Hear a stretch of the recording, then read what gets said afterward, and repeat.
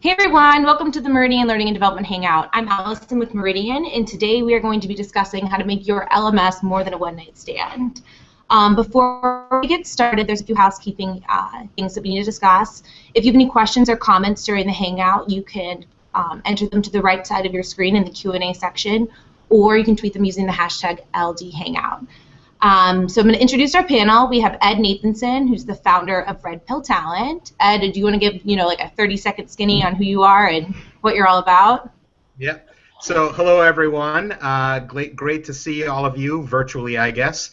I'm the founder of Red Pill Talent. I've been in HR and recruiting for about 20 years now, in large companies, small companies, and everywhere in between. And on top of all that fun and exciting stuff, as we were just talking about before you came on, a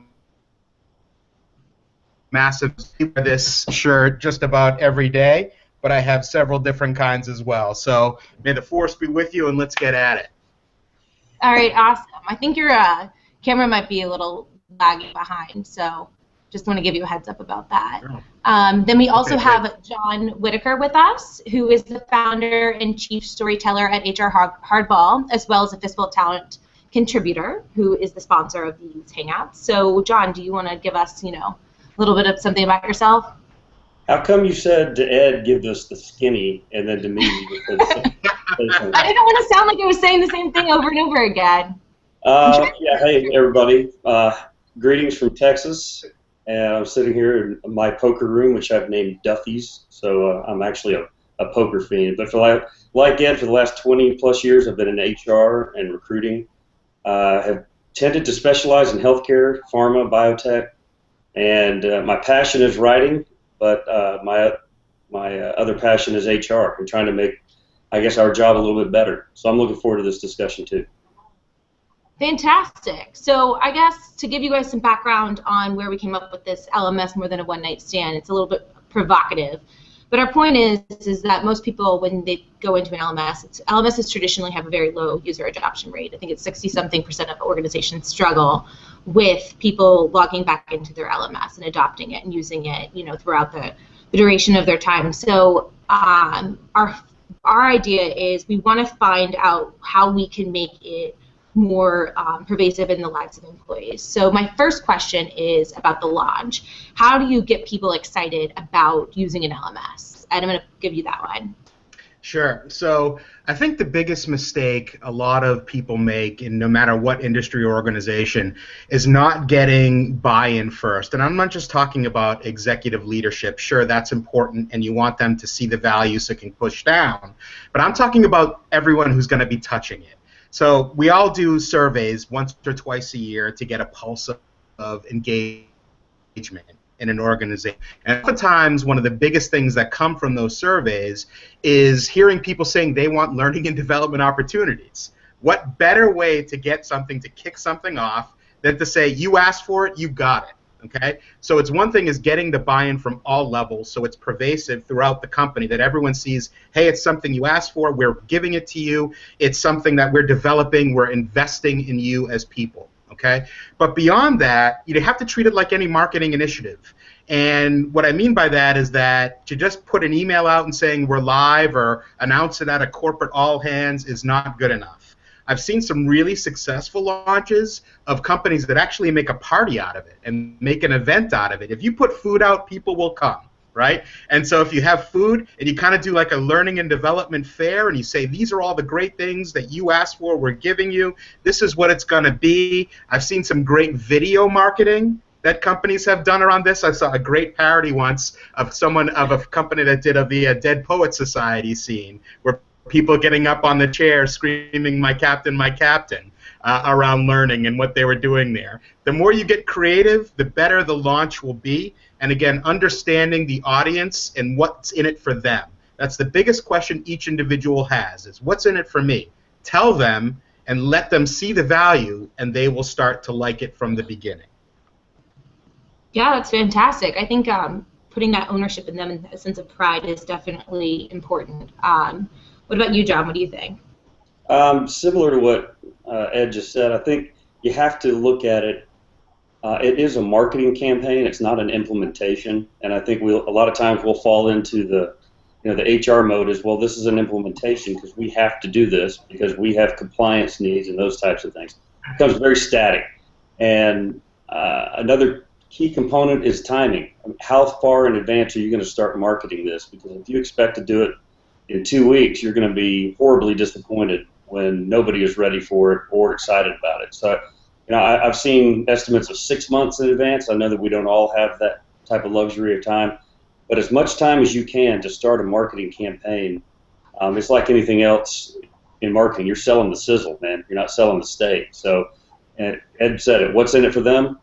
I saw an idea once, getting creative, where people set up you have some companies that have huge cafeterias or like campuses.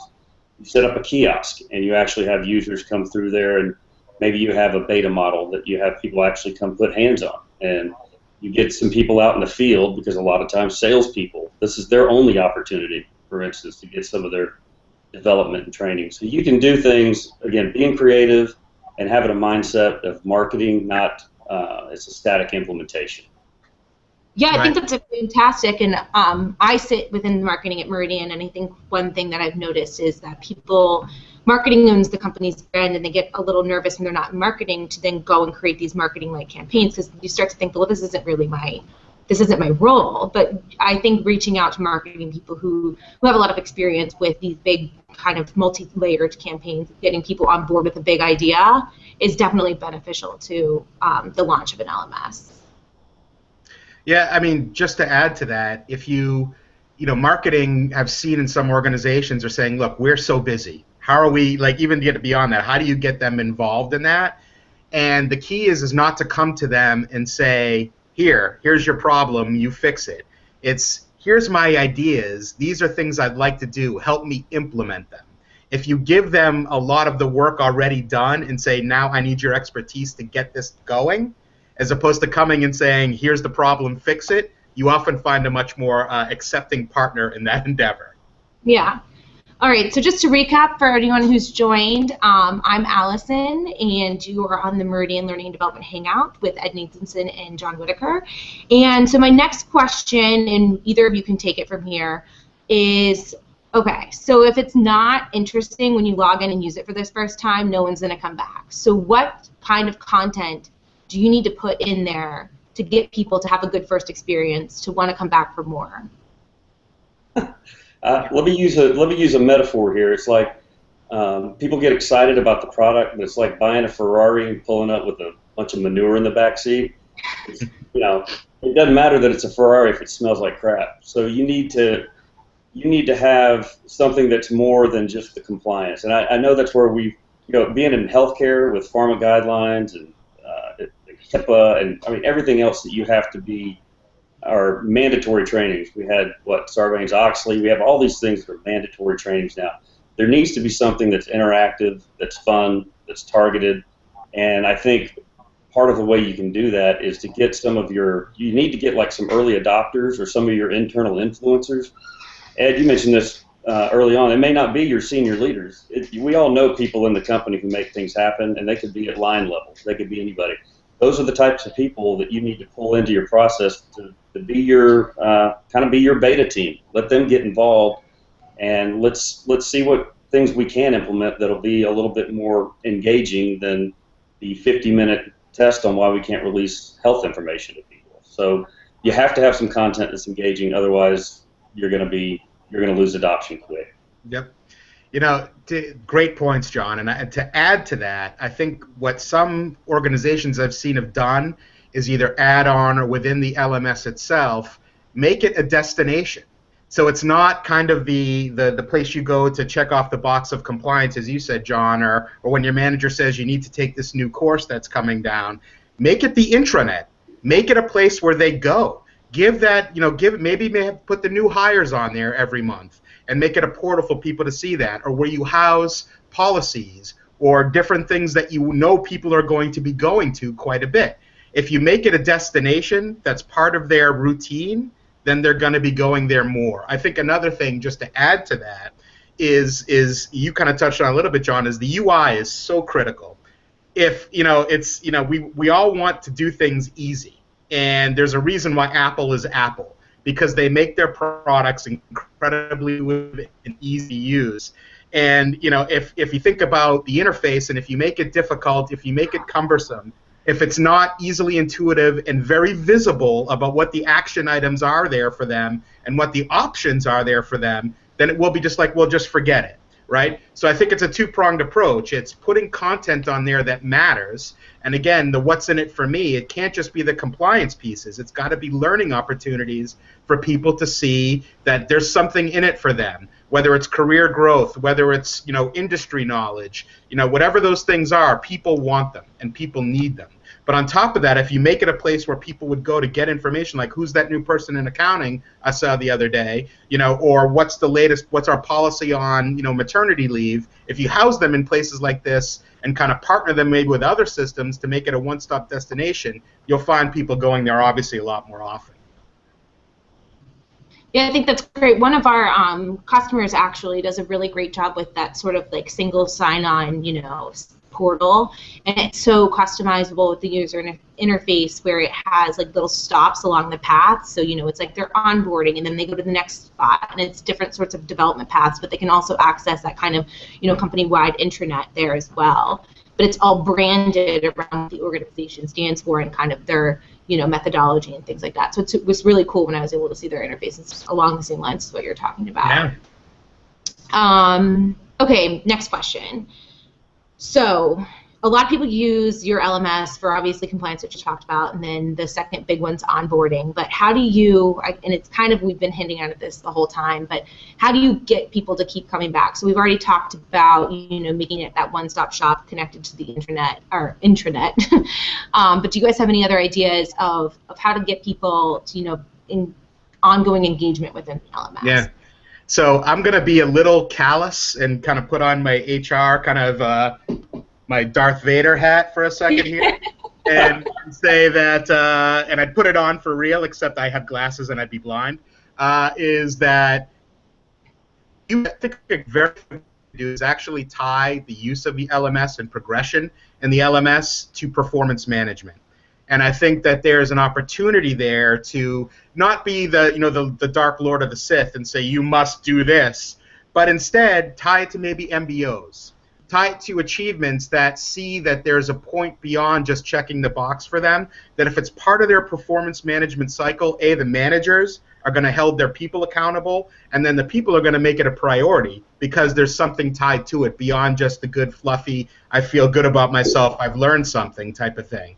So I think that's something that you really need to do. I think another thing that's really an opportunity there is that, again, going back to the marketing thing, is to highlight people who are using it company-wide and successes that people have had using it. And maybe someone got a promotion recently that went through a couple courses and saw a benefit from those courses. That should be something that should be blasted all over the company and celebrated. Maybe on a monthly or quarterly basis, you highlight people who've been logging in the most and the best they've had sessions or promotions and tie it to the LMS itself. You'll start to see people starting to say, whoa, there's something going on there. I should probably be doing that too. If John next to me just got promoted and he's learning all these new tools, maybe I can do this too. So those are just a couple things. But again, if you don't want to do the quarterly, you can use tools like Yammer, for example, or Slack, and put this company-wide and not just be that kind of you must do this, but saying, hey, look at these people who are doing it and the success they're having. Yeah. I mean, you know what, Ed, you bring up, it's kind of a sad but true, is at some point there's got to be some accountability to it. So I'm not sure, if it's tied into MBOs, that's probably a real good idea. There's some add-ons. I also think that there's a chance to have some fun and to have some engagement with people. Allison, we talked about this before at the last Hangout, is people like to keep score. They like to know where they are in the score. So visuals, if it's a horse race, you can have a Kentucky Derby, and this particular department is ahead of the other department, or have the Indy 500, where there's a visual scoreboard that everybody can access, and there's visibility to marketing versus HR versus finance.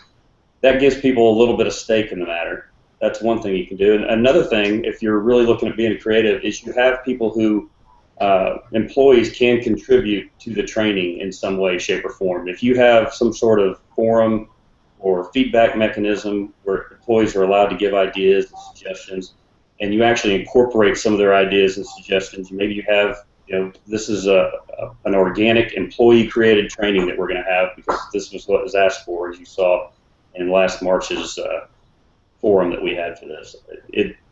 You are going to have some accountability, but I think you can still have a little bit of fun with it, and using SCORE usually helps. People like to know where they stand. Yeah, I love scoreboards. I'm not very competitive, but sometimes when it comes to a good scoreboard, I'm just like, if I see my coworker there against me, I'm like, it's on. I'm gonna win. I'm not very on this. You don't say I'm not very competitive right after you say I love scoreboards. Here's the thing. I don't like playing sports. There. How about that? When it comes to personal achievement, I can get in. But she'll be a better fan than you, John. I don't like sports. I'm not competitive. I just like to win stuff. Yeah, that's exactly it. All right. So, what else do we have to cover? Is there anything else that you guys think that we've just missed completely in this discussion of how to get people kind of on board with using their LMS more than once or twice with those mandatory requirements and things like that? I'm going to put my recruiting hat on for a moment, and I wrote something about this for you guys pretty recently, but if you make the pain real for hiring managers in particular, and make them understand that instead of going out and looking for that, I hate to use the term, but the purple squirrel out there when a new open role comes available, if you put on the OD and recruiting hat all at once and you say, you know what? If we actually had courseware and systems that could train people to do the things that we need them to do, that people already love our company, are happy here, and would love to be promoted and continue to grow their careers here, wow, what a win. And you start to make your hiring problem become less of a pain and more of a retention tool and more of something that you see people really becoming engaged more in the tool when they see that there's opportunity for promotion. So, never mind all the other good stuff you get from it. The thing that I think people miss the most is that it can be a great hiring tool as well if used correctly. And that you start to put courseware in there and programs in there, and you get people using it and growing their skill sets and being able to step into roles. That's a win for the LMS, that's a win for the company, and that's a win for the hiring manager. Yeah, it's funny you say that because the first thing that you do, you get wooed by a company, and you're like, I want to work there. I like these people. This is going to be great. And then you spend your first 3 days in a software system doing, hours of long, boring courses. There you go. Yeah. Be a little more innovative and offering better courseware is definitely a way to get people to still ride kind of that high of being onboarded and things like that. Yep. What about you, John? Anything else to add? I just want to make sure I heard Ed right. Are you saying you want to create your own Purple Squirrel lab? Is that what you're doing? What I'm saying is that instead of going out, for example, if we're talking about just off the top of my head, one of the hottest skills are software developers now. And if you have people in-house who might have some of the core skills, but say they don't have Java, but they know C++, what if you had a program in there about Java?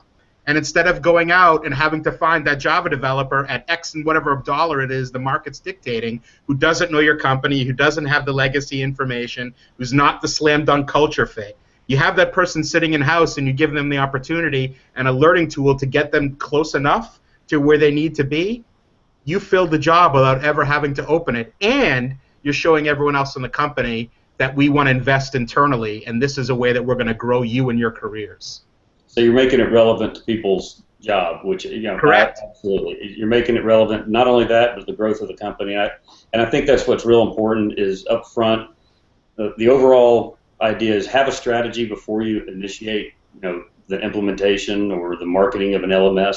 If you're doing it because you know you need to do it, we have to have an LMS, but you haven't really thought through why and how we're going to use it, then I think you're setting yourself up for failure, or at least you're going to set yourself up for really trying to cover your tracks after the fact. I think that, my own experience, unfortunately I've got experiences with both, one-night stands and LMSs, and they can both go either way, but stop laughing at it. If you have a good LMS that has a strategy, you don't mistake bells and whistles for good content, and you keep it focused on what's going to help people in their career and that company, I think you have the recipe for success. Fantastic. All right. Now, that's all the time that we have today. Thank you, everyone who is able to join. Next month, we're going to be talking about how to build your talent bench for the 2015 holiday season, which seems far away, but it's not really. And have a great day. Thank you so much for joining. All right, bye.